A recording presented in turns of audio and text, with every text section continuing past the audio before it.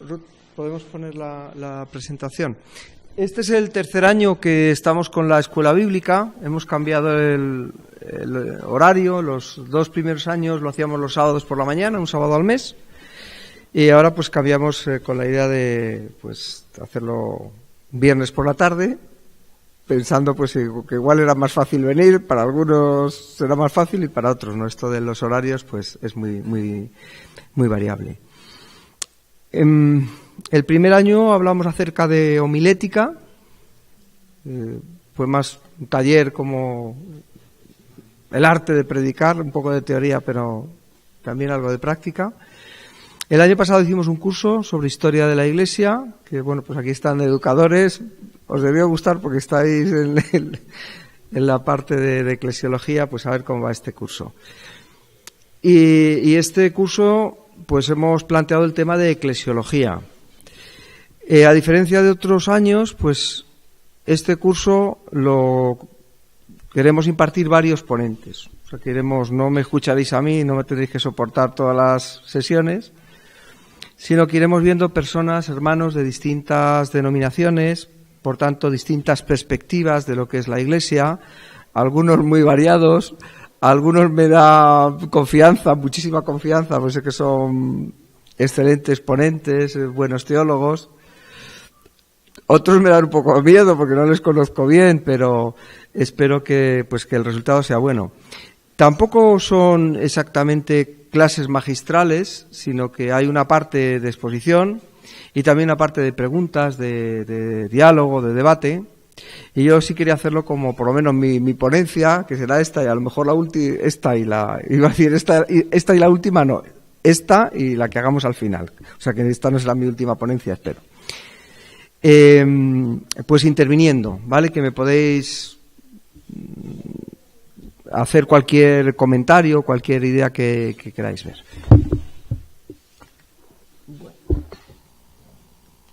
Ahí tenemos una definición, la eclesiología es la parte de la teología que estudia el origen, la naturaleza, la estructura, el orden, la jerarquía, el desarrollo y el fin de la Iglesia. Esa es una definición de manual de teología, de libro de teología.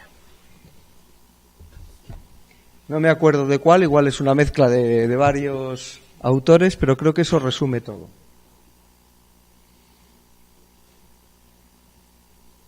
Claro, la pregunta es ¿por qué estudiar eclesiología? ¿Y qué vamos a estudiar en eclesiología? Pues ahí hay una serie de temas, pero según voy hablando con los ponentes que van a intervenir en este curso, esto está abierto a modificaciones, ampliaciones, en fin, y algunos cambios. Pero estos son los temas que habíamos pensado en un primer momento. La Iglesia en la Biblia. El próximo tema será precisamente este. La Iglesia en la Biblia significa que si creemos que la Biblia es una institución creada por nuestro Señor Jesucristo, tenemos que escuchar lo que Él dice.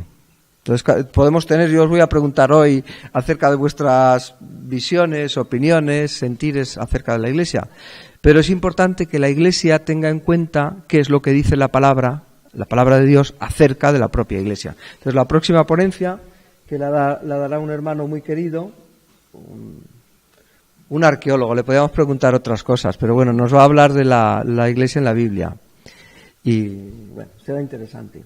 Luego Cristo, cabeza de la Iglesia, claro, este es un tema que roza, pues, o un tema que es tanto de cristología como de eclesiología, pero me parece importante. La Iglesia no es nuestra Iglesia, no es la Iglesia de Alcalá o del Sadai o la Iglesia de Cobeña.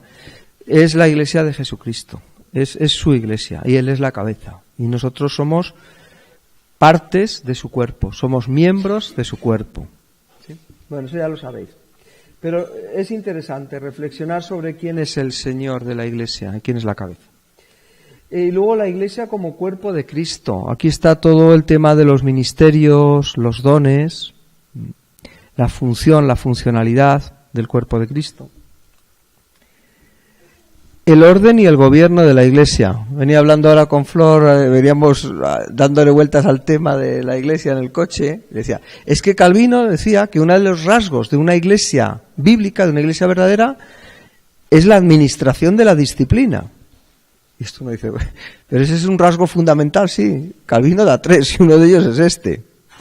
¿Cuáles son los rasgos de la Iglesia verdadera? Y una característica o algo que podemos estudiar es el orden. ¿El orden qué significa? Estructura, algo rígido, algo dinámico. Y el gobierno. De alguna forma, la Iglesia tiene un gobierno. ¿Cuáles son las pautas bíblicas para el gobierno de la Iglesia? ¿Cuáles son también las formas de gobierno de la Iglesia? No todas las iglesias cristianas se gobiernan, se dirigen de la misma manera. Entonces, Ángel, recuerdo que en no sé si fue en el retiro, nos habló un poco de las distintas formas de gobierno. Muy importante el propósito y la misión. Era Bonhoeffer el que decía que la Iglesia existe por aquellos y para aquellos que no son Iglesia. ¿A qué estamos llamados? Pues estamos llamados a alcanzar a otros. Una Iglesia equilibrada no es solamente una Iglesia que crece hacia afuera. Yo entiendo que es una Iglesia que también crece hacia adentro. Entonces, el ministerio cristiano en la Iglesia, dentro de la Iglesia. ¿Cómo podemos crecer? No solamente en número y hacia afuera, sino cómo podemos crecer hasta la plenitud de la estatura de Cristo. De poder llegar a ser realmente a lo que somos llamados, que es a ser el cuerpo de Jesús. Tenemos que estar a la altura de la cabeza. Y luego este tema me parece muy bonito. A ver si José de Segovia se pone bueno del todo, porque me parece que es una persona idónea para dar este tema. La Iglesia en el mundo actual. ¿Cómo es el mundo en el que vivimos? Y qué llamado tiene la Iglesia. Hay otros temas cercanos a este. Estamos barajando uno, que sería cuándo una Iglesia termina o cómo una Iglesia puede convertirse en una secta. Estamos ahí tanteando y creo que puede ser un tema también muy bonito, interesante. Y no sé si se os ocurre alguno más. ¿Falta algún tema o alguna sugerencia? Porque esto está abierto y los ponentes tenemos bastantes ya preparados, pero no todos. Bueno, de aquí al final, si se os ocurre algún tema, esto está abierto. Pero si no, tenemos ahí 7 sesiones de 9, nos quedan 2. La primera, que sería la introducción, que es hoy, y luego una conclusión, pero podemos meter algún tema más. Bueno, pues todos lo sabemos, pero lo vamos a recordar. Eclesía es la palabra griega, es una palabra griega, y de ahí viene nuestra palabra castellana eclesia, iglesia. Los ingleses y los alemanes de los países nórdicos hablan acerca de Kirche o Church, que ya no suena lo mismo, ¿verdad? Tiene que ver con el Señor. Entonces, Kirche es algo que es del Señor. Entonces, la iglesia, church, es algo que es del Señor. Esa es otra raíz distinta. Por eso, claro, a veces en un país anglosajón se puede entender muy bien que uno diga la iglesia y se refiere al edificio, porque el edificio también es del Señor. Es algo que pertenece al Señor.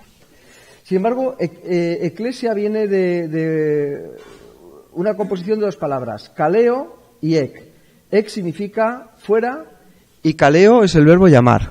En teoría significa los llamados fuera, los convocados, invitados a salir de su casa y reunirse en la asamblea. Esta palabra se utilizaba en Grecia pues para referirse cuando se juntaba el pueblo, por ejemplo, para votar o para decidir algún asunto. La palabra que utilizaban era escalea.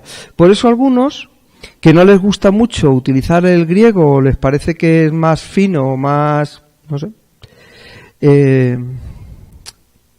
más bíblico, más acertado, usar la palabra traducida, porque capta a lo mejor el sentido. En lugar de hablar de iglesia cristiana, dicen una asamblea cristiana, una denominación, las asambleas de hermanos. Asamblea sería una traducción, una actualización de lo que significa la palabra eclesia, porque a lo mejor la palabra iglesia pues tiene una historia un tanto peculiar y bueno, énfasis. A lo largo de la historia de la Iglesia ha habido muchos movimientos y cada uno pues ha hecho énfasis en alguna cosa. Significa eso, o sea que no está mal decir asamblea cristiana, comunidad cristiana, también es correcto. ¿Vale? Todo expresa, vamos a ver, una idea parecida.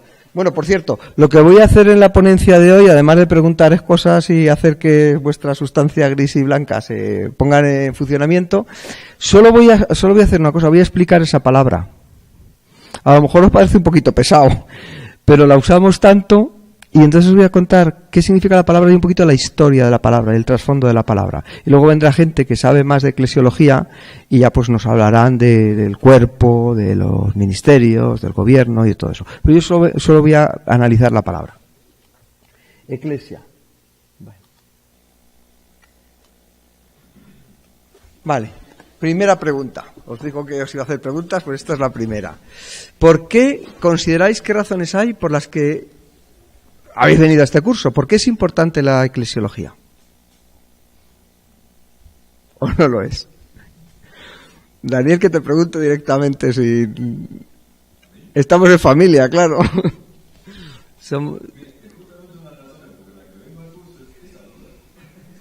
Si es importante, sí.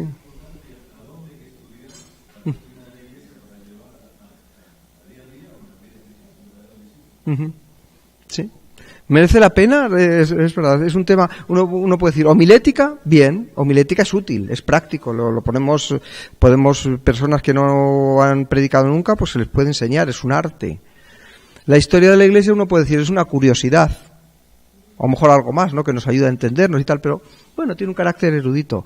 Pero el estudiar mucha eclesiología nos va a hacer realmente ser una mejor iglesia o algo así, o sea, ¿tiene algún sentido estudiar eclesiología? Y es la pregunta que vuelve a formularse, ¿qué valor puede tener esto? A mí no sé si es porque me ha tocado preparar la de hoy,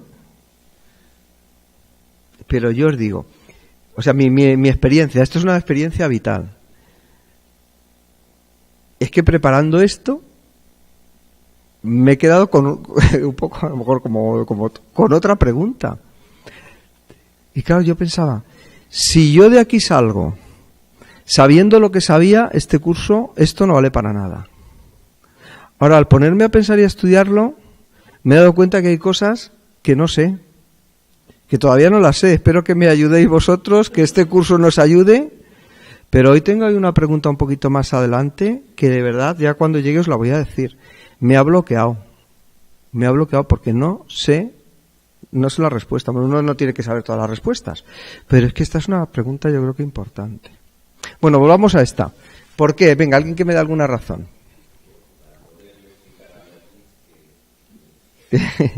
Para poder explicar lo que quiere decir la palabra eclesiología. Bueno, ya lo sabe, ya tiene la definición. Es un poco una responsabilidad. Debemos de saber lo que ha costado a la Iglesia. A mí me suena eso. Debemos ser responsables. Si alguna vez la Iglesia manera de los creyentes próximos responsables de nuestras acciones, efectivamente, no se definen como Iglesia, seguramente que muchas de las cosas que se hacen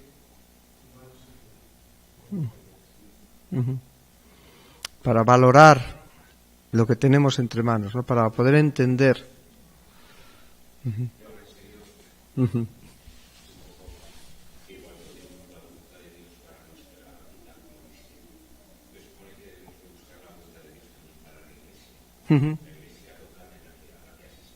Sí.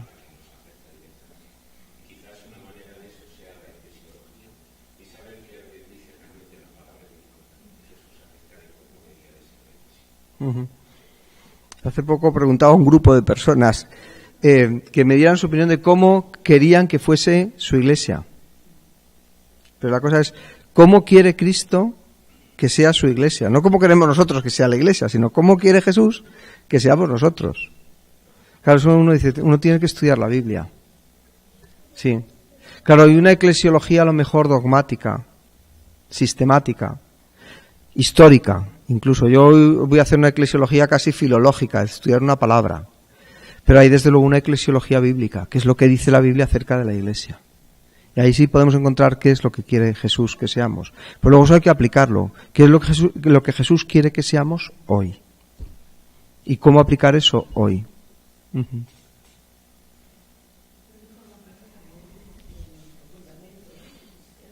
Uh-huh.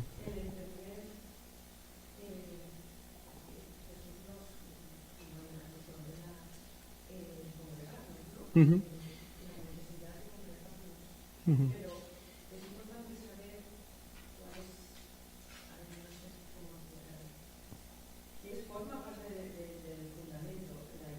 Uh-huh.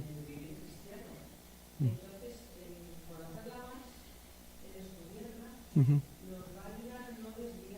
Uh-huh. Uh-huh.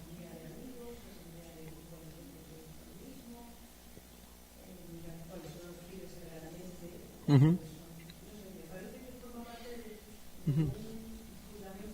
Uh-huh.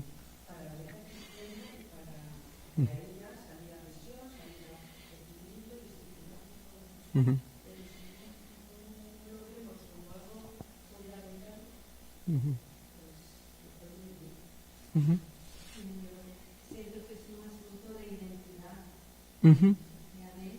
Uh-huh. Ya.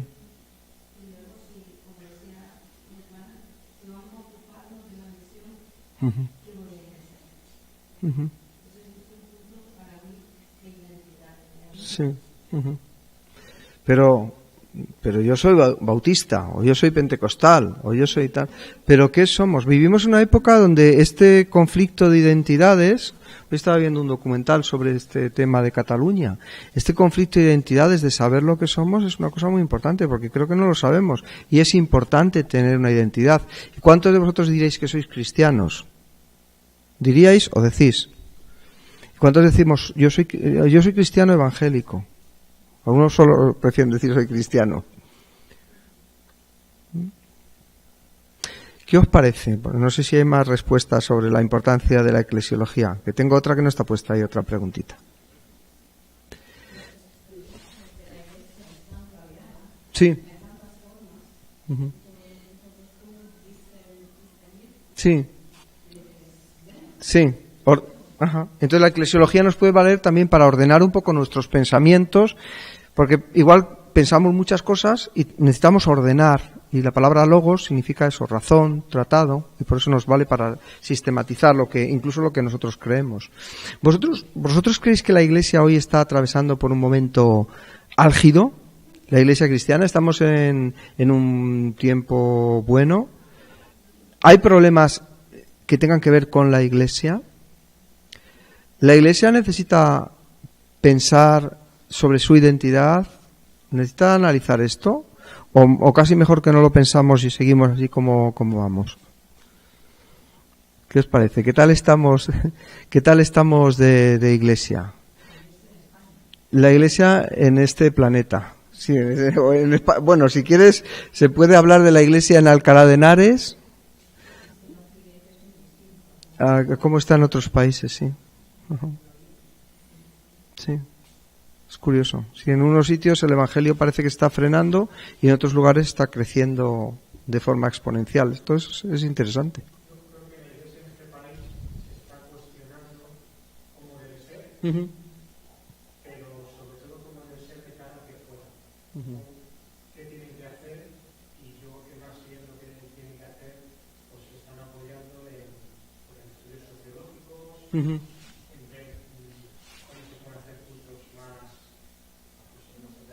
uh-huh, y yo creo que esto es importante porque en el fondo tenemos que plantear pues qué nos dice la Biblia de cómo debe ser la Iglesia, ¿no? Uh-huh. No tanto fundamentarnos en estudios sociológicos de qué hace a la gente, cómo son las personas de ahora, uh-huh, cómo podemos alcanzar nuevas generaciones, uh-huh, la manera de la tecnología de cosas así, de las iglesias, uh-huh, sí. O sea que estamos hablando de los resultados.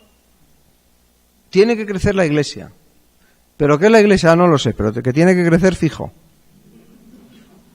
Pero la iglesia que tenemos es correcta o no. O sea, lo importante es que haya muchos números. Esto tiene que ver con la época en la que vivimos, el éxito, los números, la medida. Pero eso es lo que el Señor espera, hombre. Un día todo el mundo reconocerá que Jesús es el Señor y toda rodilla se doblará y toda lengua confesará que Jesús es el Señor. Es verdad, sí. Pero ¿cómo lo estamos haciendo como iglesia? Tú dices, bueno, la iglesia se está planteando estos métodos, es verdad. Y menos mal si se lo está planteando, porque a lo mejor alguien piensa, no, yo no me tengo que plantear nada, porque yo ya lo sé, y yo voy por el camino correcto y no tengo por qué plantearme nada que tenga que ver con eclesiología, por ejemplo. Bueno, seguimos, ¿no? Alguna razón habrá. Mirar, Sproul dice lo siguiente: como el mundo está lleno de miles de instituciones distintas llamadas iglesias, esta es la razón que da él, y como es posible que tanto las instituciones como los individuos se conviertan en apóstatas, oye, podría pasar, es importante que podamos discernir las marcas esenciales de la iglesia visible, legítima y verdadera. Ninguna iglesia está libre del error o del pecado. Esto, viéndolo de la historia de la iglesia, tiene más que una justificación y ejemplo, Solo en el cielo la iglesia será perfecta, pero existe una diferencia significante entre la corrupción que afecta a todas las instituciones y la apostasía. Por lo tanto, para proteger el desarrollo y el cuidado del pueblo de Dios es importante que definamos las marcas de una verdadera iglesia. ¿Qué es la iglesia? Esa es la pregunta de la eclesiología. ¿Qué es y cómo debe ser la iglesia? ¿Qué es la iglesia? Venga, sí, un par de aportaciones rápidas. Ángel, que te veo, venga, dispara.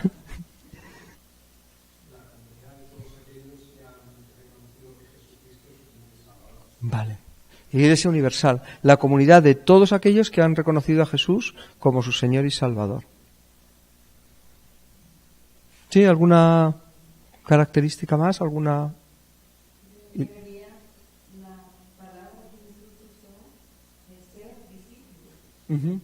Sí, sí. Fueron aquellos que no solamente creen, sino aquellos que le siguen. Importante también. Yo creo en Jesús, pero vivo a mi manera. ¿Soy iglesia? ¿Soy o no? Bueno.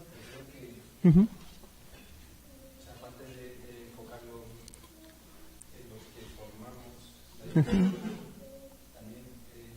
cuál es el ministerio o la labor de la iglesia. Somos el conjunto de creyentes que hemos aceptado a Jesús como nuestro Señor y Salvador, pero también tenemos un propósito, no solo somos un grupo. Sí. Son los que han creído en Jesús como su Señor y Salvador y le siguen para cumplir su propósito, el propósito que Él al que Él nos ha llamado. ¿Cuál sea el propósito de la Iglesia? Pues también es un tema muy muy bonito, muy interesante. En nuestro retiro de Iglesia tratamos este asunto. ¿Cuál es el propósito? Alguien dijo que la Iglesia es lo que de Jesús hay en nosotros. O sea, no es lo que nosotros somos, sino lo que Cristo es en nosotros. Es interesante. Bueno, y ya, termino. En teoría, estas clases van a ser al revés que lo que soy. Las preguntas vienen al final. Pero yo quería empezar haciendo preguntas.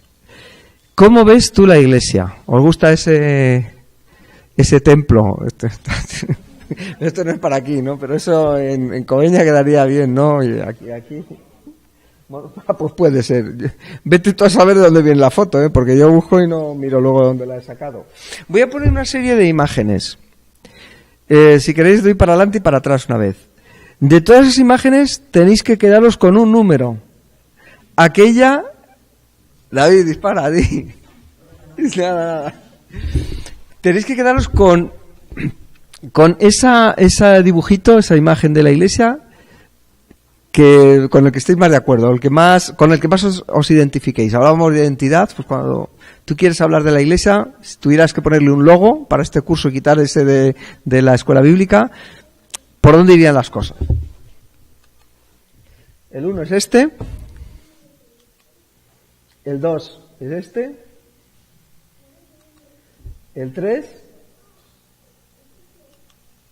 el 4, el 5, el 6, el 7, el 8 y el 9. Así dame más. Vamos para atrás. Vale, lo echo para atrás una vez y ya decidís, ¿vale? Vamos para atrás y ahora tenéis que coger todos. Uno no puede coger ni dos números ni ninguno. Tiene que coger uno, ¿vale? Venga, el 9. Ya lo he hecho un poquito para atrás. El 9. 8. 7. El 6. El 5. 4. Os queda un poquito lento. El 3. 2 y el 1. ¿Ya tenéis el número todos? Son todos muy bonitos, pero tienes que quedar con uno, Pablo. ¿Cuántos os quedáis con el 1? Tenéis que hacer así con la mano. ¿Con cuál te identificas tú más? O sea, de estas imágenes, sí, ¿con cuál te gustaría más? Es una forma de verlo. O sea, el 1 nadie. Ah, sí, me gusta Ángel. O sea, entre el 1 y el 4. Del dedo para arriba, pero bueno. Venga, mira, Joaquín también está levantando el dedo. ¿Sois dos? No. Venga, el 2. ¿Cuántos os quedáis con el 2? El 2. 3. El 2 era este. El 2, ¿cuántos? Por favor, otra vez. Venga. El 3. O sea, con el mío no se queda nadie, vale. Venga, vamos por otro. Tenemos el ancla más segura que está en otro. ¿No? Bueno, este y el 1 es parecido. ¿Alguien le ha cogido el 4? Lo que pasa es que el 1 es un hombre más serio como Ángel, entonces. ¿Te cambias al 4 entonces o no? A ver, el 5. El 5, el arca de salvación. 5 a la 1, 5 a las 2. Nada. El 6. Todos tenéis que tener el 7. ¿Sí? ¿El 7? ¿Sí? Vale. ¿El 8? El 8. ¿Y el 9? Vale, David. Me parece que... Bueno, pues los que habéis dicho el 1, o sea, Ángel, te vas a quedar solo. El 2 que era alguien... Los del 2 os ponéis aquí. Os vais a juntar un momentito, sí. Vamos a deshacer los grupos.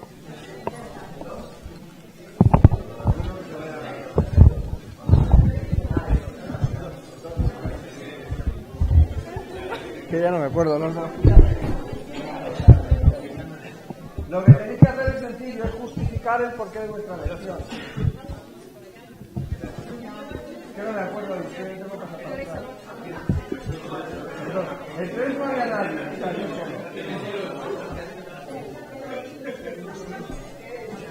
El 4 no había nadie. El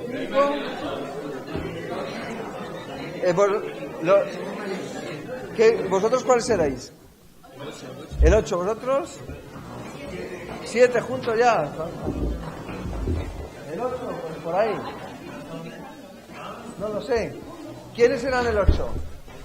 Vicente, había alguien más con el 8. Pues Vicente Ruth. La puerta abierta. Ah, pues aquí. Pues iros para allá.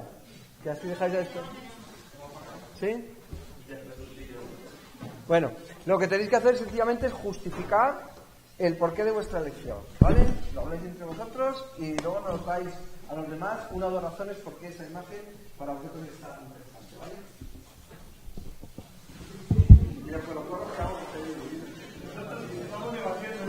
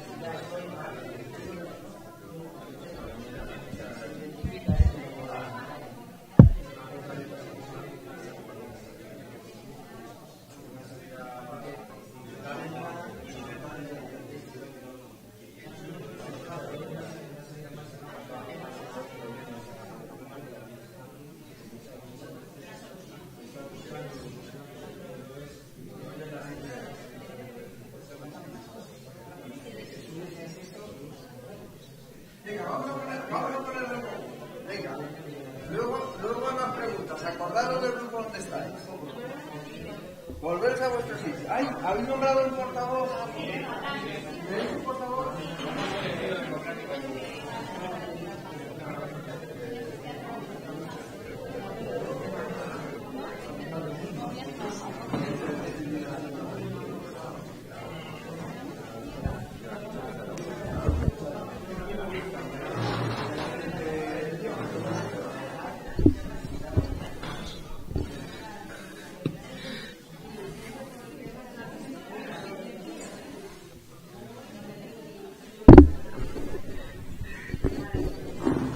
Ya habéis nombrado el portavoz. Si no, Carlos, te toca, ¿eh?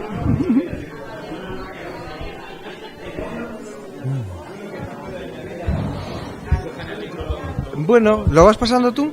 Sí.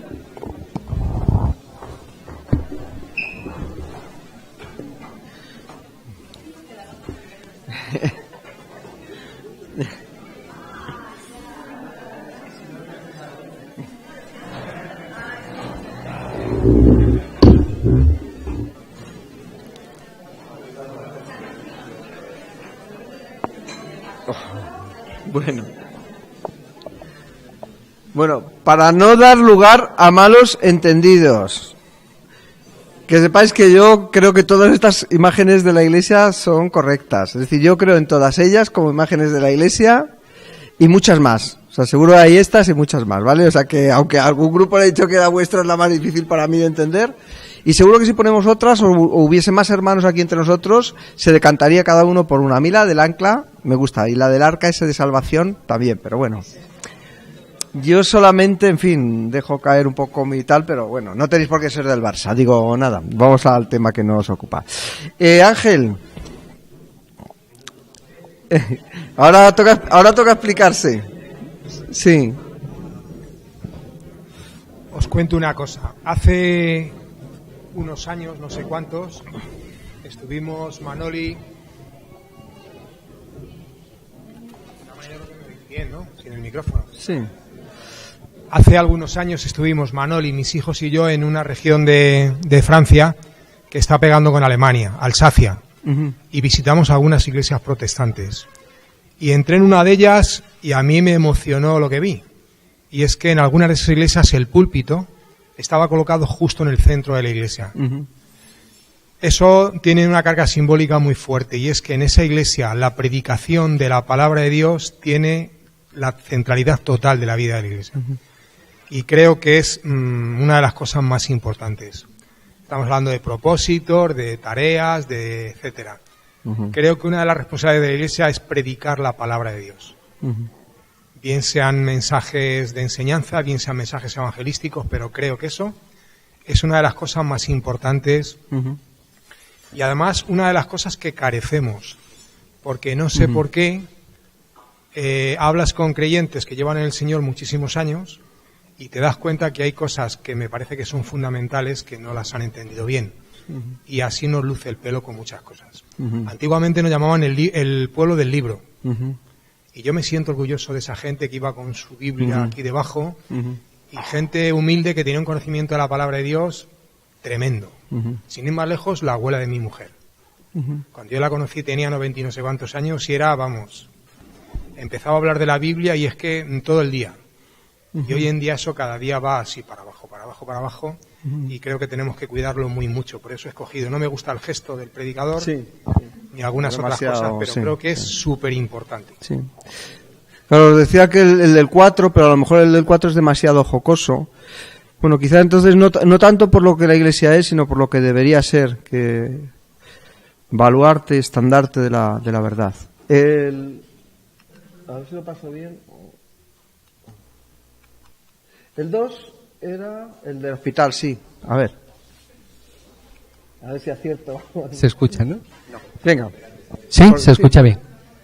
Bueno, a ver si me acuerdo de todo, porque... El 2. Sí, ahora. Bien.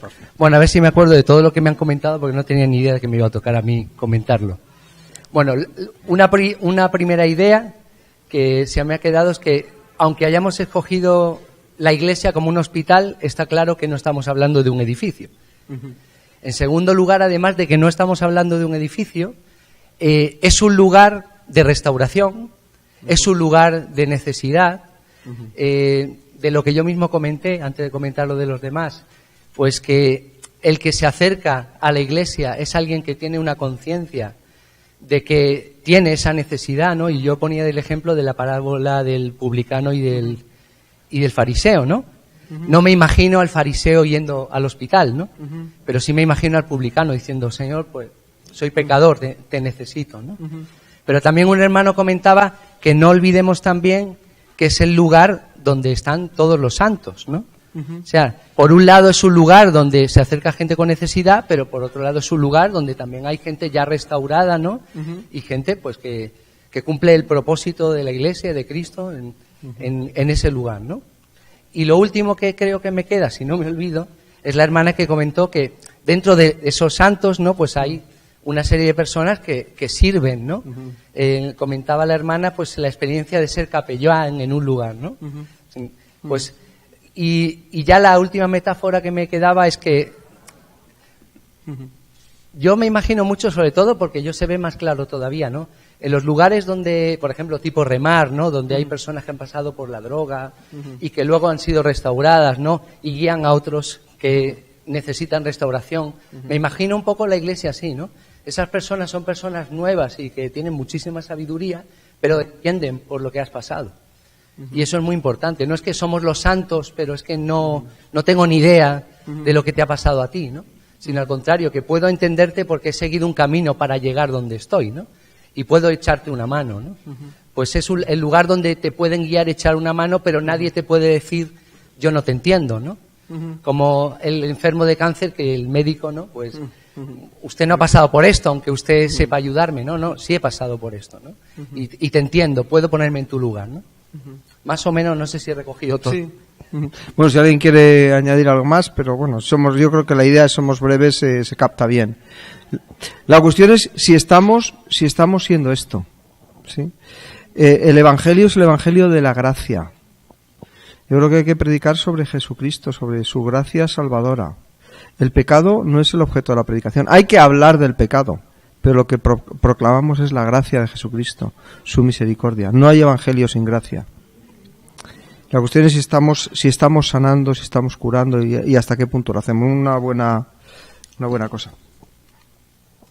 El 3 que era el mío, nadie, así que no lo voy a defender yo, que ya me vais a aguantar bastante. El 4, el 5, sí, ¿verdad? ¿Había alguien o no? O sea, las dos que más me gustan a mí, que son... Me he lucido. Hoy no han venido músicos. El 7, que este es el que a mí más me sorprende, pero a ver qué nos contáis. Sí. Que nos salga el 5 el del arca y no, bueno, adelante. Estamos vistos, venga. Bueno, pues a todos nos ha dado la misma sensación, más o menos, cuando lo hemos visto. Y es que, bueno, entendemos que la Iglesia es el cuerpo de Cristo, y el cuerpo de Cristo, que así lo fundó Cristo, somos un conjunto de personas que tenemos diferentes dones. Entonces, si está bien engrasado, poniéndolo como símbolo con el Espíritu Santo, y realmente cada uno toma su función dentro de la Iglesia, entonces engrana, y al engranarse funciona, y al funcionar la Iglesia, el engranaje da acción o movimiento para poder llevar a cabo la misión por la que está dada la Iglesia. Si falla en algún engranaje, entonces la Iglesia falla y no puede llegar hacia adelante, para lo que Cristo la puso, la misión por la que está. Muy bien. No sé si a vosotros, pero a mí me está haciendo pensar, por lo menos las 3 intervenciones, la de Ángel, si estamos haciendo eso, si estamos proclamando esa palabra que deberíamos proclamar. Si estamos siendo una iglesia que cura y que sana, y no una iglesia que asusta y que condena. Y esto otro me parece que es fundamental. Si el Espíritu Santo está haciendo también y estamos funcionando como dice, las coyunturas y los huesos bien ahí articulados, qué maravilloso sería si la palabra de Dios dirigiese nuestra vida, si esto fuera una comunidad de sanación y salvación, es prácticamente la misma idea, y que funcionásemos de esa forma, sería absolutamente maravilloso. Pues muchas gracias. La puerta abierta. ¿Por qué esa imagen? Se ve claramente que es una puerta abierta, y hemos tenido como 4 ideas. La primera es que, en base a la declaración de Jesús, ¿no?, en Apocalipsis, yo estoy a la puerta y llamo, si alguno oye mi voz, vendré a él y cenaré con él y él conmigo. Pues da una idea de lo que es el Señor, ¿no?, para aquellos a los que él está buscando. Luego, otra idea también que ha aportado Cande es que la puerta puede simbolizar también un hogar. Ha estado comentando que ellos no tenían una iglesia donde poder congregarse, y se congregaban en un hogar. Y realmente la iglesia empezó así, no en hogares. Y una puerta puede simbolizar también como una pequeña congregación en un hogar. Y luego también lo que tiene que ser la iglesia, como que siempre tiene que tener la puerta abierta a todas aquellas personas que vengan buscando, ¿no?, o tengan necesidad. Y luego también tiene el símbolo de que es una puerta abierta, como ha dicho tú al principio, ¿no?, que cuántas personas están buscando una salida a sus problemas, a su vida, han estado intentando dar sentido a su vida por mucho tiempo, y esa puerta nunca aparecía hasta que el Señor un día abrió la puerta, ¿no? Y tiene el sentido de liberación o de libertad, ¿no? Y eso es lo que... Me gusta la idea del hogar. Es la puerta de un hogar, la puerta de una casa. Y el hogar es donde uno... No es donde uno está, es donde uno mora, donde uno habita, donde está la familia. Y es bonito, ya. Sí, Ruth, ¿ibas a decir algo? Sí. Ah, sí. Ah, bueno, ellos me están buscando el ponente ese de las sectas, que eso es que, sí. Esto es voluntario, sí. Es que además hay un... ¿Recordáis el versículo, no? Entrarán y saldrán y hallarán pastos. Sí, no es el lugar de nuestra cadena, es el lugar de nuestro hogar. Pero eso es un hogar sano también en la vida cotidiana. No es un lugar donde uno está encadenado, sino es un lugar donde uno coge fuerzas también para salir a la calle y enfrentarse con el mundo. Entonces esta casa es la casa además donde Dios mora. Entonces llamarlo casa de Dios es bien bonito. Es la casa, pero en ese sentido de hogar, es el hogar de Dios, el fuego de Dios, donde Dios está ahí al calorcito. Eso en hebreo se dice Betel. Bet es casa y Él es Dios. Betel, la casa de Dios. Eso es la iglesia, casa de Dios. Templo, el lugar donde Dios habita, donde Dios mora. ¿No sabéis que sois templo del Espíritu Santo? Es decir, ¿no sabéis que sois la casa? ¿No sabéis que sois Betel? ¿No sabéis que sois el lugar donde Cristo mora? Somos la iglesia, la casa de Dios. Vaya, este es un tema muy bonito para hablar de eclesiología, ¿no? El templo, la iglesia como templo. Cada una de las metáforas podemos, a lo mejor el año que viene hacemos eclesiología 2, si no nos dan los temas. Y el 9, David. No has cogido el de la música y esto, pero... Esto te pasa por no coger el que sabía que iba a coger todo el mundo, el 2 y el 8. Iba a coger uno diferente, pero pensaba que viniera alguien más. Bueno, pues yo es que veo la iglesia la veo como una familia también. Y si os dais cuenta, las 5 personas que están ahí, pues están muy contentas, ¿no? Y creo que la familia en este país pues experimenta unos tiempos en los que parece que no hay felicidad, pero yo creo que cuando la familia se puede reunir, cuando están todos los miembros de la familia, pues hay gozo, no hay alegría por estar juntos. Y yo veo la iglesia así, ¿no? Me estaba acordando de un texto que dice que a aquellos que reciben a Jesús, los que creyeron en su nombre, Dios les dio potestad de ser hechos hijos de Dios, ¿no? Todos somos hechos hijos de Dios porque creímos en el sacrificio que hizo Jesús por nosotros. Y yo veo mucho la iglesia de esta manera, ¿no? Una misma familia, todos juntos, y no solamente el domingo, sino intentar pues poder pasar más tiempo juntos. Creo que cuando la iglesia consigue eso, consigue que no solamente haya una celebración el domingo, sino que todos los miembros formen parte de las vidas de cada uno de ellos, que interactúen entre semana y tengan más relación, pues eso también se nota, ¿no? En que la iglesia es una iglesia sana y es una iglesia con gozo. Sí. Me gusta la foto esa. Sí, sí.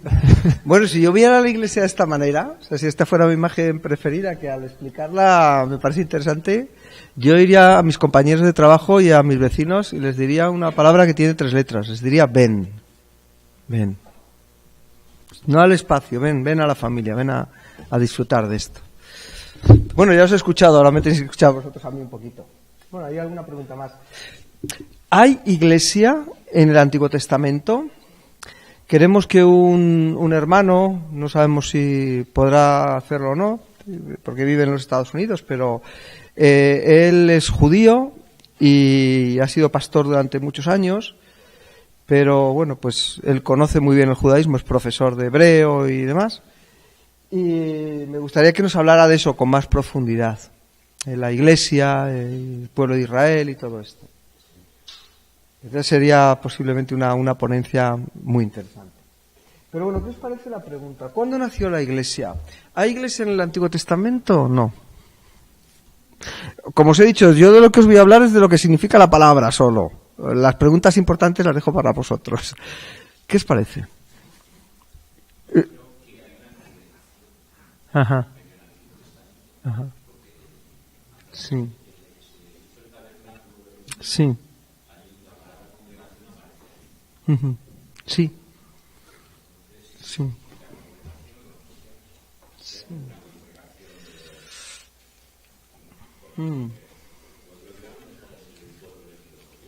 Sí.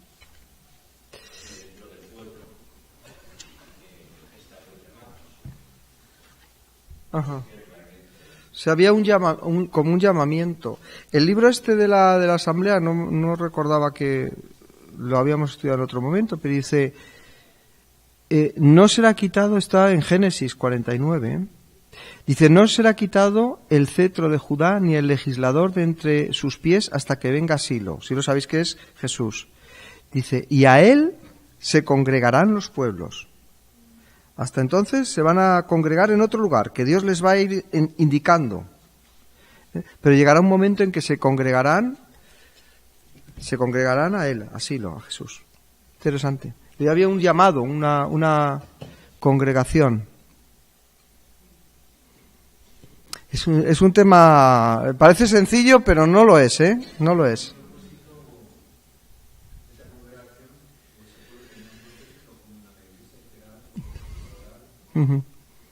Adorar a Dios. Claro, ¿cuál es el propósito de la iglesia? Si es adorar a Dios, si es...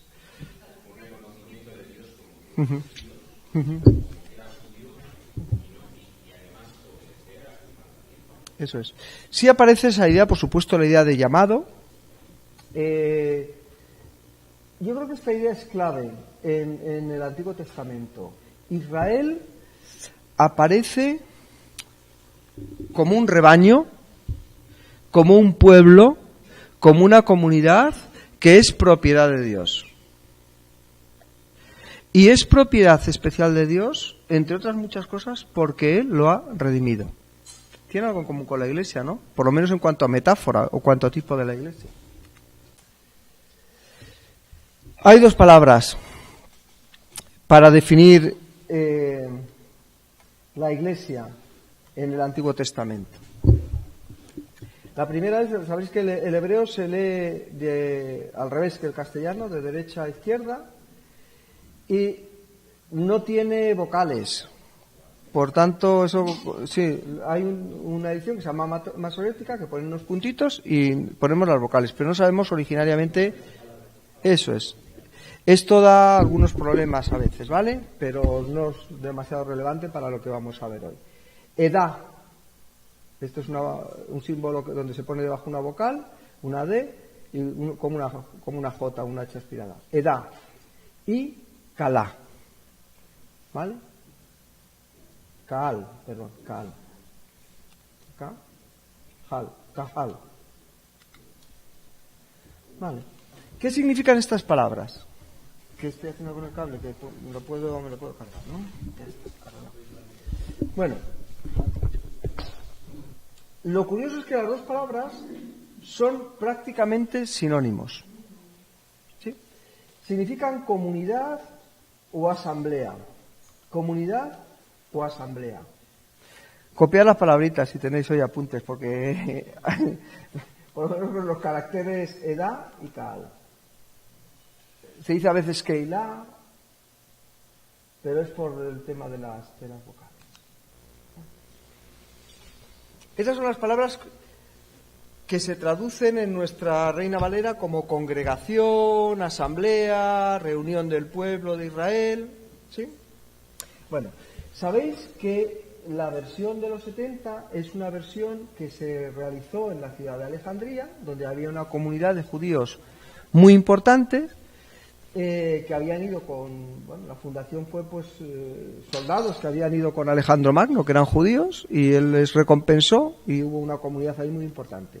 Y entre otros libros, ahí se tradujo la Biblia del hebreo al griego. Muchos hebreos habían olvidado su lengua, y la lengua que se hablaba en las polis en el siglo I, en el siglo II, antes y después de Cristo, era el griego de la koiné, el griego de los soldados de Alejandro Magno, un griego un poquito de aquella manera, un poquito vulgar, diríamos.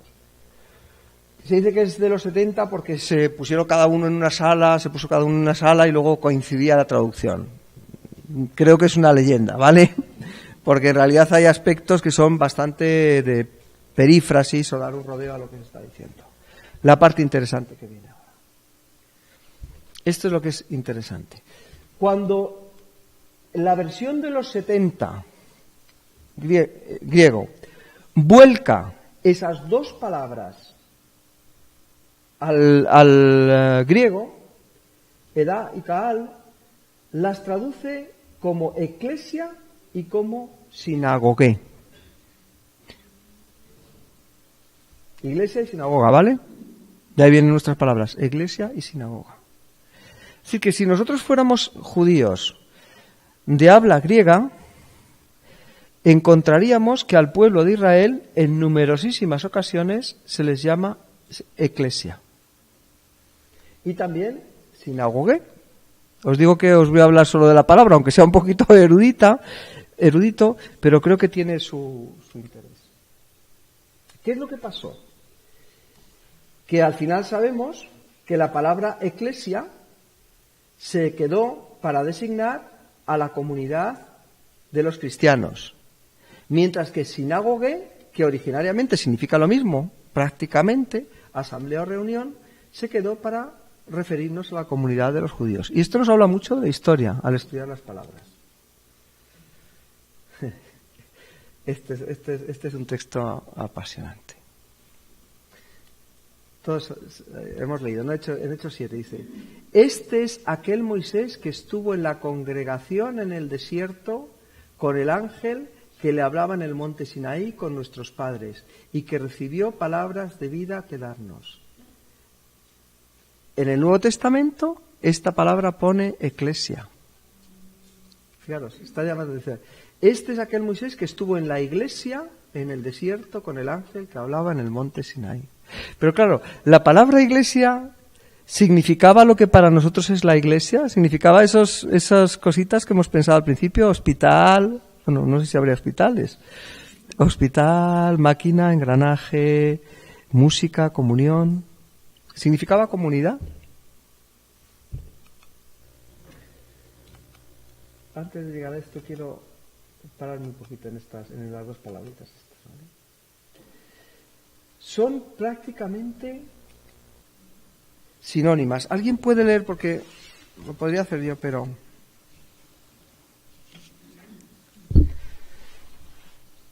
Carlos, venga, tú que eres joven y tienes buena voz.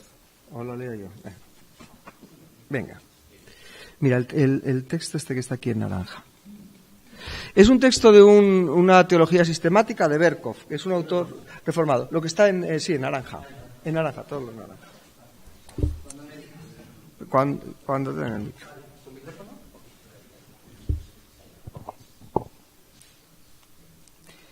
Oahal abunda en crónicas, Esdras y Nehemías. Sinagoga es la palabra usual, casi universal para traducir a la anterior en la Septuaginta, y es también la traducción acostumbrada de aquella palabra en el Pentateuco. Sin embargo, en los libros posteriores de la Biblia, Kalal por lo general se traduce eclesia. Schuerer pretende que en el judaísmo posterior esa palabra ya indicaba la diferencia entre sinagoge, como una designación de la congregación de Israel considerada como realidad empírica, y eclesia como el nombre de esa misma congregación considerada idealmente. Vale. O sea, de alguna forma estos estudiosos hacen una distinción entre lo que sería la asamblea del pueblo de Israel en sentido espiritual y lo que sería en sentido literal. Nosotros diríamos hoy la iglesia universal, la iglesia local, la iglesia visible, la iglesia invisible. Pero lo dejamos para los eruditos, porque los otros textos que yo he visto es imposible decir por qué se usa un término o el otro. Sinagogue o eclesia. ¿Por qué se traduce de una manera o de otra? No se puede saber.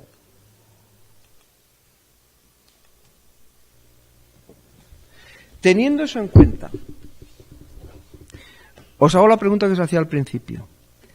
¿Había iglesia en el Nuevo Testamento? En el Antiguo, perdón.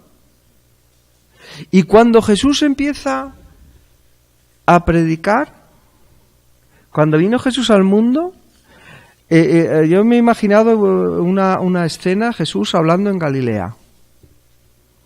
La gente que se congregaba alrededor de él, ¿era iglesia o no? Y ahora viene la buena. Esta es la que os digo que me ha bloqueado a mí. Oye, en lugar de explicaciones, no sé por qué hablo de cosas que no sé, ¿no? Traigo preguntas. Fíjate. Este texto de Mateo tan conocido. Dice: tú eres Pedro y sobre esta piedra edificaré mi iglesia. Bueno.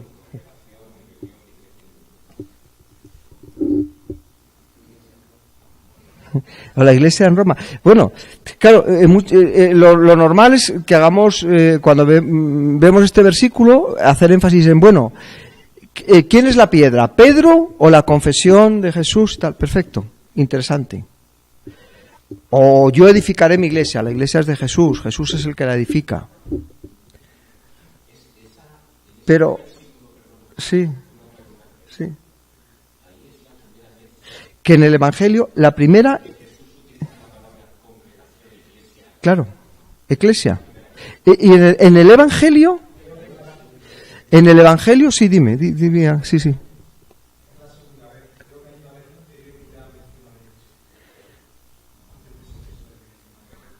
Sí.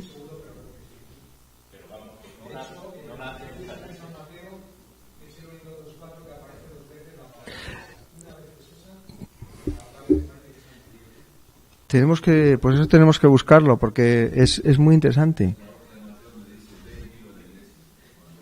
Cuando haya alguien, claro. Perfecto. Me valen, sí, de cualquier forma me valen los dos textos. Con los dos me haría la misma pregunta. ¿Qué dijo Jesús? ¿Qué dijo Jesús? Porque yo sé lo que no dijo. Y estoy seguro, o casi seguro, de lo que no dijo. No dijo ve y dilo a la iglesia. No dijo ve, no dijo sobre esta piedra edificaré mi iglesia. No dijo mi iglesia. Vamos a ver. Es delicado, no soy modernista ni parecido, ¿vale? Eso me gustaría dejarlo claro. Jesús no hablaba, yo no me imagino hablando con discípulos judíos en griego. Con Pedro, Jesús, y con los discípulos, Jesús no podría hablar en griego. No tiene sentido. Entonces, ¿qué dijo realmente Jesús? ¿Edad o cal? Claro. Eso.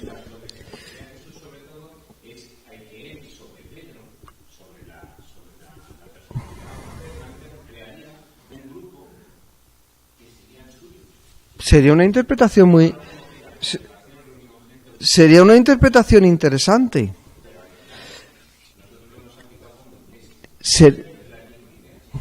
Claro. Para mí la pregunta es ¿qué estaba diciendo Jesús? ¿Qué estaba diciendo Jesús? Yo edificaré, dijo o Caal o Edá. Eso es lo que significaba eclesia. Eso es lo que estaba en el lenguaje que podían entender sus discípulos. Yo edificaré a mis seguidores, a mi pueblo, un pueblo. Claro, si utiliza esas palabras también es fuerte porque Jesús era hijo de Dios y el pueblo de Dios era el pueblo de Dios. Ahora Jesús está diciendo mi pueblo. Para mí este versículo, al pensar realmente qué es lo que debió querer decir Jesús, a mí me ha noqueado. Yo edificaré. ¿Estaba pensando en lo que somos hoy? Yo creo que, no sabemos lo que estaba pensando el Señor. Yo creo que es inspirado y que la palabra eclesia está ahí por un motivo también, sí.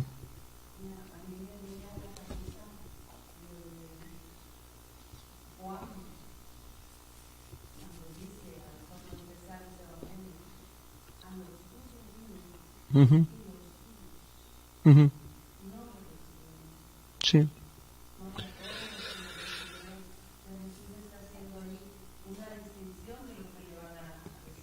Uh-huh. Uh-huh. A buscar a los suyos. Vino a buscar a los suyos.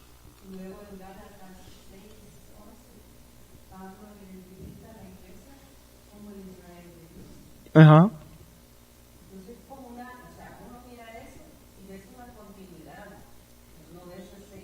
Uh-huh. Uh-huh. ¿Os acordáis? Era Israel el pueblo de su propiedad, llamados por Dios, salvados por Dios. Un Israel que a lo mejor ha fallado en su propósito y hay una nueva Jerusalén.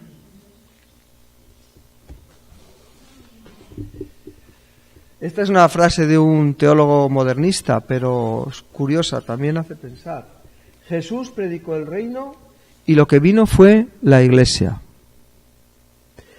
¿Quiere decir que la iglesia, este es un modernista, ¿quiere decir que la iglesia no es un invento del Señor? Yo creo que sí lo es. Pablo, que querías...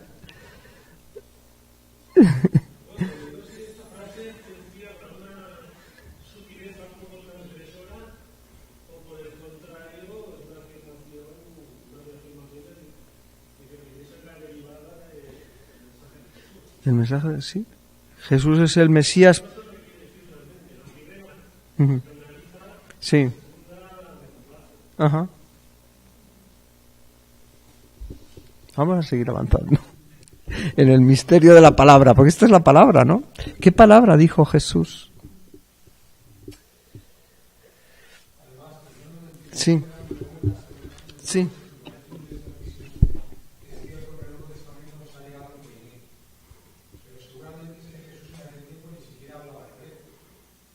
Pues arameo.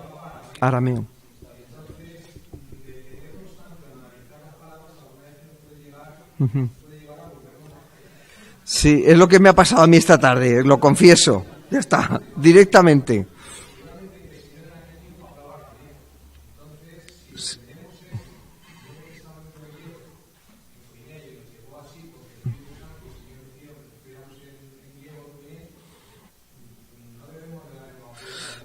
No. Sí, o sea, ya te digo, yo me quedé bloqueado cuando me puse a pensar en esto y también caí en la cuenta de lo que tú estás diciendo ahora, lo cual no me lo pone más fácil, todavía nos lo puede complicar un poco más. Pero de cualquier forma, la palabra iglesia ha ido tomando forma a lo largo de la historia, desde la Caal del Antiguo Testamento hasta el mensaje de Jesús, que es cierto, Jesús nunca predicó acerca de la Iglesia, predicó acerca del reino, pero curiosamente nos aparecen esos dos momentos en los que usa esta palabra, que es la palabra de la que hemos derivado nosotros la identidad de lo que somos la Iglesia de Jesucristo. Pero podemos pensar que esa palabra, cuando sale de la boca de Jesús, no era exactamente lo que fue después. A lo mejor es profético, no lo sé. Pero hay una evolución, por lo menos a mi modo de ver, de la palabra eclesia, ¿vale? Que es de lo que yo quería hablaros hoy. Sí.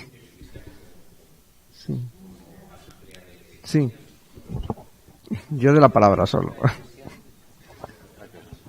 Al principio la Iglesia tomó su sistema de funcionamiento ¿de qué? ¿Cómo funcionaba la Iglesia? Como una congregación que se reunía en casas, pero ¿dónde empezó a predicarse el Evangelio? ¿Dónde fue? Si me deja lo vemos. Seguimos avanzando, sí. Claro, esta es la cosa. ¿De dónde sale el modelo de la Iglesia? ¿De dónde sale que haya que tener un orden en la Iglesia? ¿De dónde salen los nombres? ¿Presbíteros o episcopos? Hombre, es lo mismo. Sí, pero a lo mejor son dos tradiciones distintas. Una hace más bien referencia a los viejetes, a los que no tienen presbicia, a los mayores, a los ancianos. Una tradición judaica. Seguramente una copia del modelo de la sinagoga.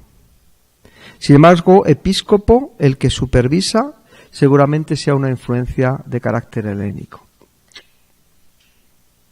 ¿De dónde? ¿De dónde tomó la Iglesia el modelo? Leer la palabra, la estructura del culto, alabar a Dios, leer la palabra, interpretarla. Sinagoga, pero lo hacían, se reunían en las casas. Sí, pero los cristianos primitivos, los primeros cristianos iban al templo.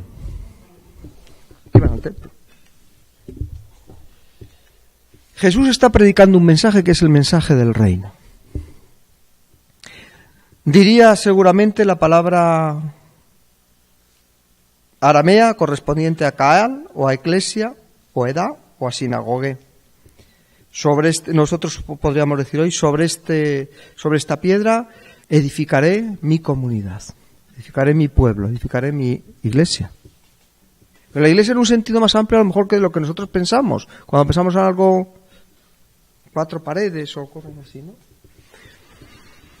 Ocurre una cosa trascendental en la vida de la iglesia, que este Jesús que habló del reino muere, pero sobre todo la piedra removida. Cristo ha resucitado. Los cristianos primitivos hablaban más de la resurrección de Jesús que de su muerte. La muerte es importante, pero celebraban la resurrección, porque la resurrección de Cristo transformó su vida. Estaban hundidos en la más absoluta miseria. El que había hecho milagros, el que prometía que iba a venir el reino, había muerto, pero Cristo ha resucitado. Y esta experiencia transforma la vida de los cristianos. Está con ellos un tiempo, o sea, tienen esa experiencia de encontrarse con Jesús, si no nos explica la historia de la iglesia primitiva. Y un evento importante, el día de Pentecostés, el Espíritu Santo desciende sobre unas personas que estaban congregadas en el nombre de Jesús, orando como Él había dicho, esperando una promesa. Él había dicho, yo me voy, pero os voy a enviar a alguien que va a estar con vosotros todo el tiempo, el Espíritu Santo. Entonces, normalmente se entiende, que por lo menos la mayor parte de los textos que he leído, se entiende que la iglesia nació el día de Pentecostés, la iglesia cristiana. Bueno, es otro punto interesante. Esa iglesia que nace en Pentecostés como experiencia primero del Cristo resucitado, pero luego el investimiento de poder, se extiende primero a los judíos y luego a los gentiles. Según se va extendiendo a los judíos, a muchos convence, pero a otros no. Y la relación con el judaísmo es muy importante para explicar por qué al final la palabra eclesia se quedó para nosotros y la palabra sinagogue se quedó para ellos. El cristianismo y la sinagoga y el judaísmo se separaron. ¿Alguien quiere leer un texto cortito? Ya tenemos muchos. No sé qué tal vamos de hora. Mal. Sí, bueno, ahí hay un momento en el que quizá los cristianos y los judíos todavía estaban juntos, por ahí por el año 70, pero Joaquín, tú mismo, ¿podrías leer?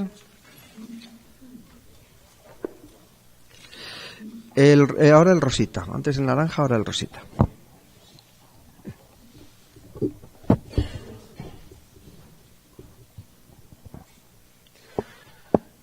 La destrucción del templo en el año 70 constituyó una pérdida fundamental que vinculaba el judaísmo y el judeocristianismo. Y los judíos cristianos presumiblemente se vieron sujetos en Palestina al fiscus judaicus, impuesto por Vespasiano, medida esta que fue más severa en tiempos de Domiciano, Suetonio Dom 12.2. La guerra de Bar Kokhba, 132 después de Cristo, intensificó las hostilidades entre judíos cristianos y judíos no cristianos. Justino, primera de Apol 31.5.6, relata que los judíos sometieron a castigos crueles a los cristianos por no participar ni apoyar la revuelta. Poco a poco, el cristianismo y el judaísmo se fueron separando. Es interesante cómo lo cuenta este autor. Y al final,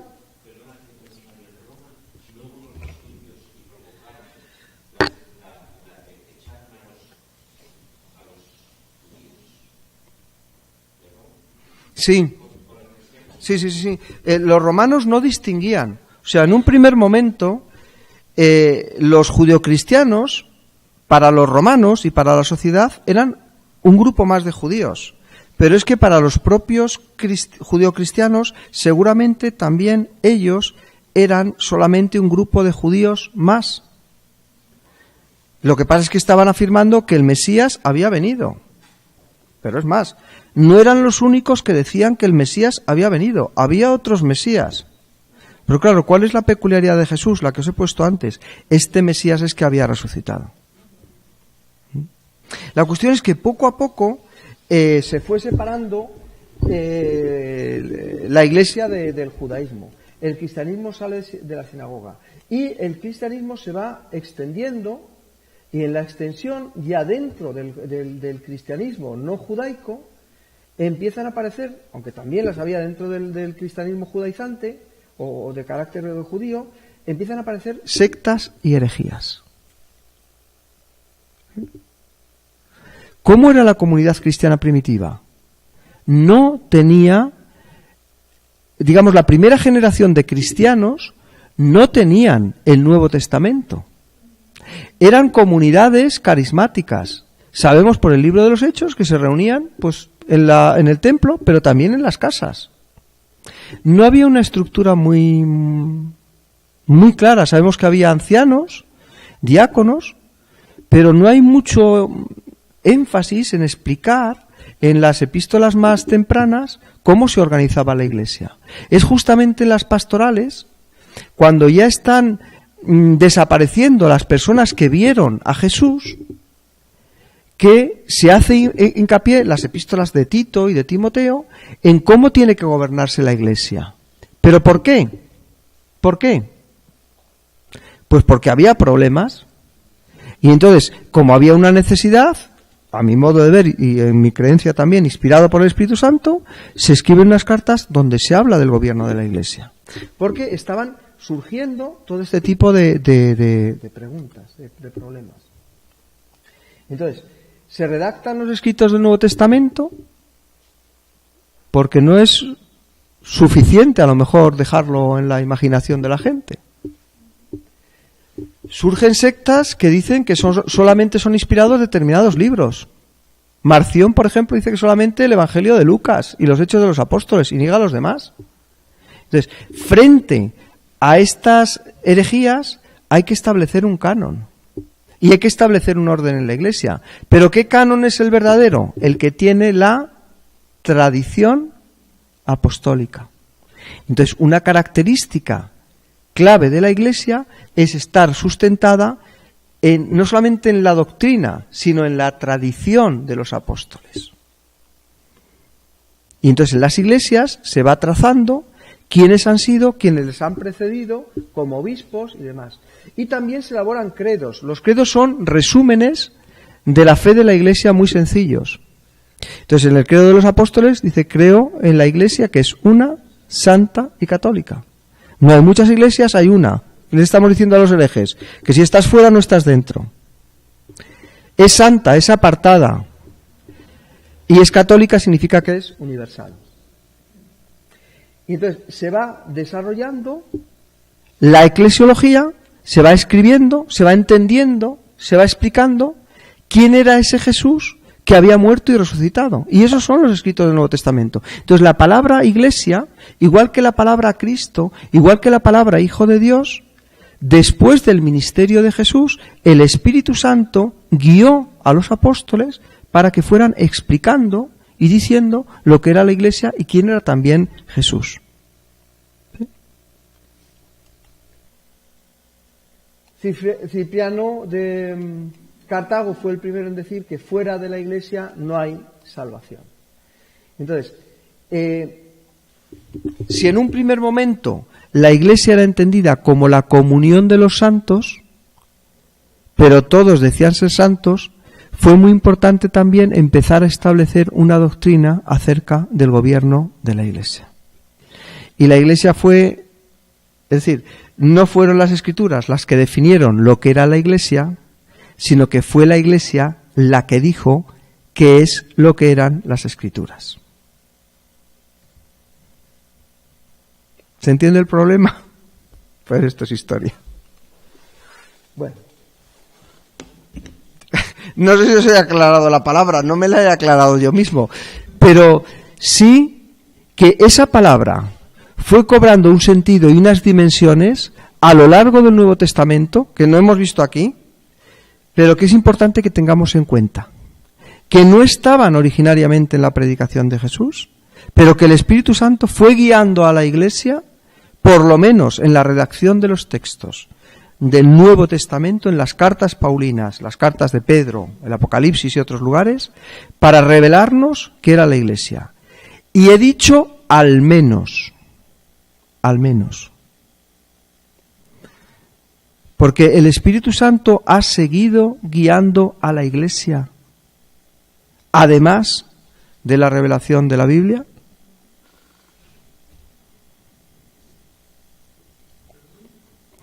Además de la revelación bíblica, ¿el Espíritu Santo ha seguido guiando a la Iglesia? Uh-huh.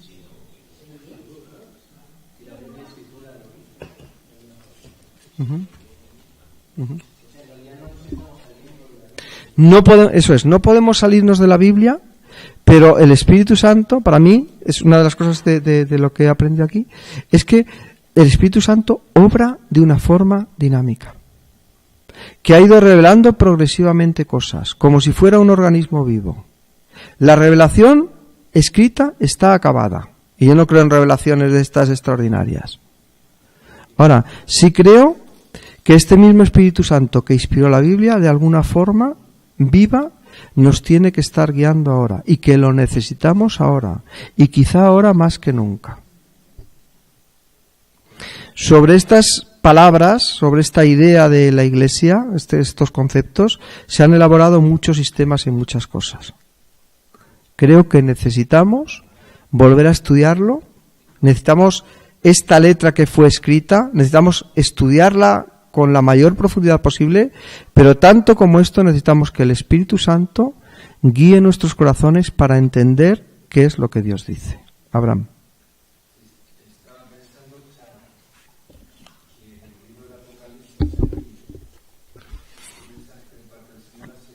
Uh-huh.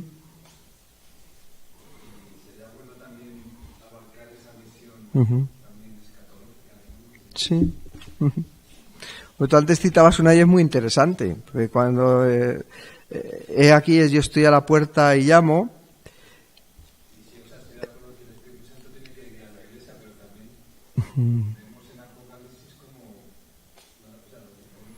Diferentes formas de iglesia, sí. Bueno, la interpretación de esos pasajes del Apocalipsis, algunos lo han interpretado como la historia de la iglesia resumida, y cada iglesia representa una etapa. Otros dicen que es cosa del pasado y que la iglesia puede sacar de ahí instrucciones, y otros dicen que estas iglesias son las iglesias tal y como serán en el futuro. Bueno, yo creo que esto tiene un mensaje para el pasado, para el presente, y seguramente también lo tendrá para el futuro. Pero en concreto el mensaje de la iglesia de la Odisea que tú decías antes me parece muy bonito, porque entendemos muchas veces, yo estoy a la puerta y llamo, y entendemos que está a la puerta de las personas, del corazón de las personas. Pero es que está escribiendo a una iglesia. Él está diciendo a esta iglesia de la Odisea, que era tan especial y tan... Está diciendo que Él está a la puerta. ¿A la puerta de qué? A la puerta de la iglesia. O sea, Cristo está fuera de la iglesia. Es curioso también, otra, no recuerdo ahora cuál es de las epístolas, creo que es Filadelfia, que dice que sois sinagoga, ya aparece la palabra, sinagoga de Satanás. Este distanciamiento de los cristianos respecto a los judíos y de los judíos respecto a los cristianos es algo muy importante. Y que algunos judíos decían que era imposible ser judío si eras cristiano, que eso era una blasfemia y un anatema. Tenían unas bendiciones, puedo buscar el nombre, cómo se llamaba. En el culto judío se recitaban una serie de bendiciones.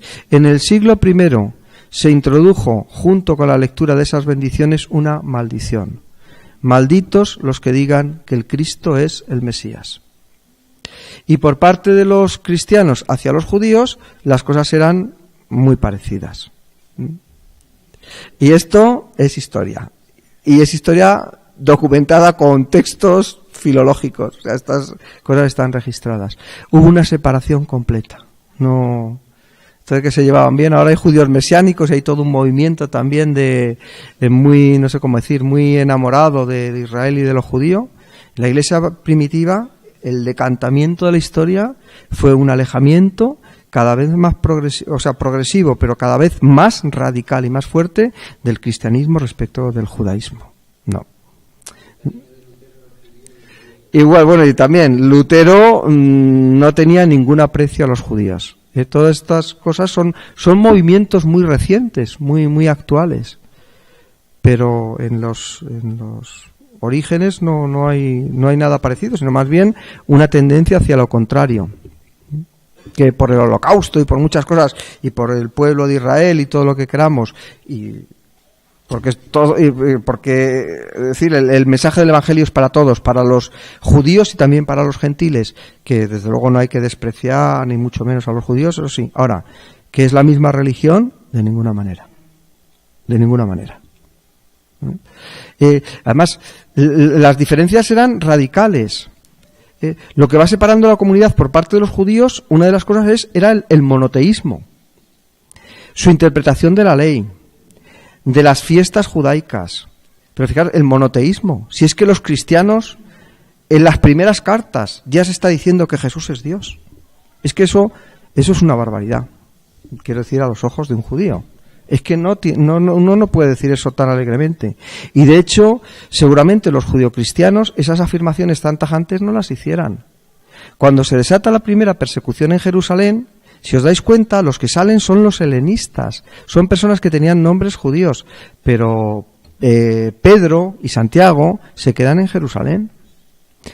He dicho judíos, no, eran nombres griegos. Estos que tienen Esteban, Felipe, todos estos salen fuera, porque la persecución es contra cristianos que estaban diciendo cosas muy raras. Eran cristianos que decían que eran judíos, pero que estaban seguramente ya afirmando cosas como que Jesús era hijo de Dios. Esto es muy raro, ¿eh? Preguntarle a un musulmán, decirle, Jesús es hijo de Dios, no lo va, a un musulmán, no lo va a entender. Pues un judío tampoco. La mentalidad es muy parecida.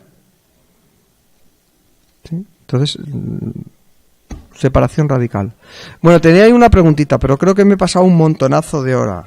Y entonces me preguntáis, ¿cuáles son las características? ¿Cuáles son entonces las marcas de una iglesia verdadera? ¿Cuáles son? Ajá. Ay, perdón. Uh-huh. Uh-huh.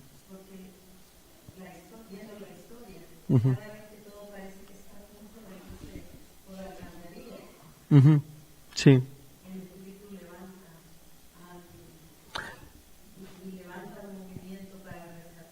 Los que son guiados por el Espíritu Santo, estos son los que son hijos de Dios. Por sus frutos los conoceréis. Ya tenemos 2 rasgos de una iglesia verdadera. ¿Algún rasgo más?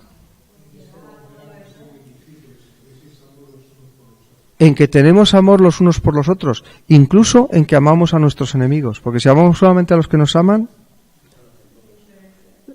eso lo hace todo el mundo. Amar a tu gente, vamos, la mafia lo hace de maravilla, se protege mucho. Ser guiados por el Espíritu Santo, el amor los unos a los otros, porque tenemos esos frutos del Espíritu. Yo me estoy cuestionando en muchas cosas, pero cuando me miro al espejo y digo amor, gozo, paz, paciencia, benignidad, bondad, mansedumbre, si no, no hay iglesia.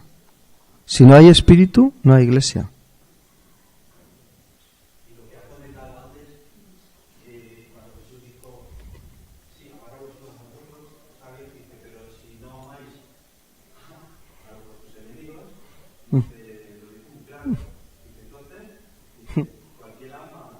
A sus amigos.